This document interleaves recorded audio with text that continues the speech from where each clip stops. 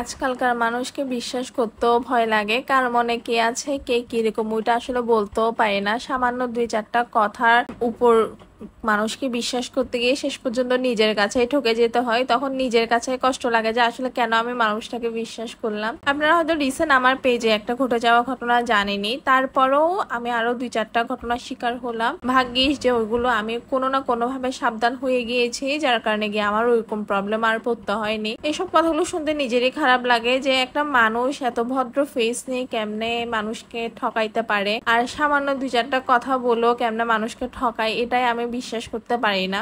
যেসব মানুষের মাথায় আসলে এরকম ঠকানোর মেন্টালিটি, ওদের কাছে আমার একটাই অনুরোধ, আপনারা এমন কাজ করবেন না। আপনাদের কারণে যারা ভালো মানুষ আছে ওদেরকেই আমরা চিনতে পারি না, এবং ওনারাও গিয়ে কষ্ট পায় যে আসলে উনি আমাকে কেন বিশ্বাস করতে পারছে না। এটার কারণ তো আসলে আপনারাই।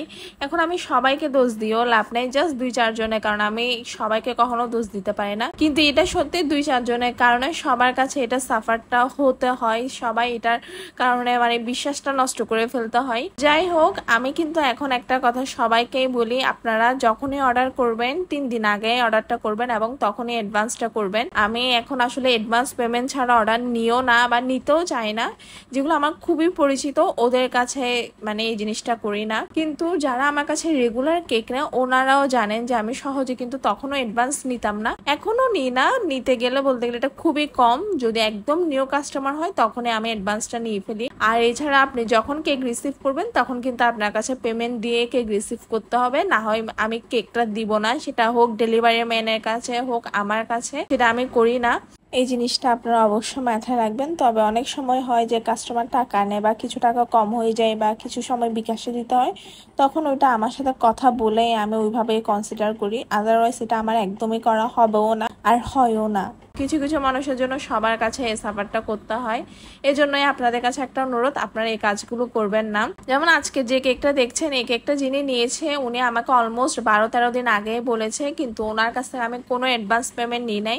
এটা কিন্তু একটা 4 পাউন্ডের কেক ছিল এবং এটার প্রাইসটাও ওইরকমই ছিল, এটা আপনারা হয়তো বুঝতেই পারছেন। কিন্তু আমি ওনার কাছে কোনো অ্যাডভান্স নিই নাই, এটাই যে ওনাকে আমি চিনি এবং উনি এরকম কোনো ফ্লটের মতো কাজ করবো না। বরং উনি আমার কাছ থেকে কেক নিয়ে আসুন, উনি আমাকে আরো এক্সট্রা পেমেন্ট বেশি দিয়ে যায়। তো সেক্ষেত্রে এটাই বোঝা যায় যে ভালো মানুষও আছে, খারাপ মানুষও আছে। শুধুমাত্র খারাপ মানুষের কারণে ভালো মানুষের কাছে কষ্টটা পেতে হয়। মানে মানুষের কাছে যখন একজনের ব্যাপারে শুনি তখন নিজেই ভাবতে অবাক লাগে যে এই মানুষটা এমন যে ওর এত ভদ্র ফেস, এত সুন্দর সুন্দর কথা বললো, কিন্তু সে গিয়েও মানুষের সাথে বাটপারি করে ফেলে। যাই হোক, আপনারা অবশ্যই জানাবেন আমার এই কেকটা দেখতে আপনাদের কাছে কেমন লেগেছে। এরকম কেক আমার আগে করাই হয়নি, এটা আমার একদম প্রথমবার করা হয়েছে এঙ্গেজমেন্ট থিমের মধ্যে। আপনাদের কাছে কেমন লেগেছে এটা অবশ্যই জানাবেন। Thank you.